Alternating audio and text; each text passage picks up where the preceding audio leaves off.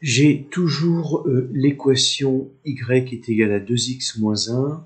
J'ai les deux droites. Je voulais donc rappeler que ici, en x égale à 0, j'avais y est égal à moins 1, y égale à moins 1, et donc l'ordonnée à l'origine, mais j'ai aussi l'abscisse à l'origine. C'est ce point ici, et c'est ce point-là. Et comment est-ce que je peux faire pour les obtenir? Alors, Texas, il n'y a pas d'autre moyen que d'aller par la table.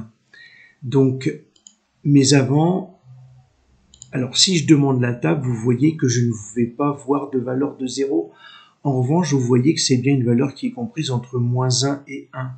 Donc, rien ne m'empêche de redéfinir ma table en disant je veux maintenant partir de moins 1, donc valeur négative, cette fois-ci, et puis on va demander, si vous ne savez pas, si vous n'avez pas d'idée, vous pouvez demander un pas beaucoup plus petit. Donc là, je demande un pas au dixième, et si j'ai la table maintenant, vous voyez que je vais pouvoir obtenir la valeur de 0 ici à 0,5, donc à 1,5.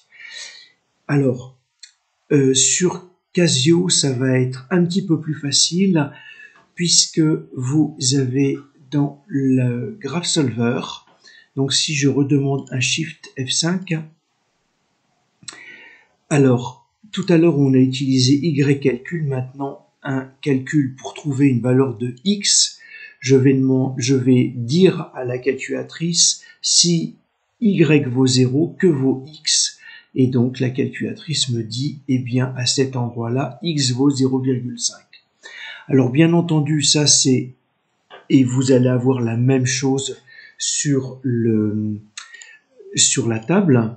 Donc, si vous demandez un 5 et en redéfinissant la table et en demandant, on a vu que un demi-pas était suffisant, eh bien, à ce moment-là, vous allez bien retrouver en 0,5 la valeur de 0. Bien entendu, ce sont des résultats qui sont à croiser avec vos calculs. Donc, je vais obtenir l'abscisse à l'origine en posant y est égal à 0 et en résolvant l'équation, si je remplace y par 0, 2x moins 1. Je vais isoler x, je rajoute 1 sur l'opposé de moins 1 sur chaque membre, j'obtiens 0, j'ai 2x qui vaut 1, et ensuite je vais diviser par 2 chacun des membres, d'où 2 demi, ça me fait 1 fois x, x qui vaut 1 demi, c'est bien la valeur qu'on avait obtenue, et puis on va avoir la recherche de l'ordonnée à l'origine, si x vaut 0, alors le résultat est beaucoup plus évident, y devient 2x moins 1, et donc là, si x vaut 0, dans l'expression, je remplace x par la valeur 0. Priorité au produit, 2 fois 0, 0, et donc 0 moins 1, ça me fait moins 1.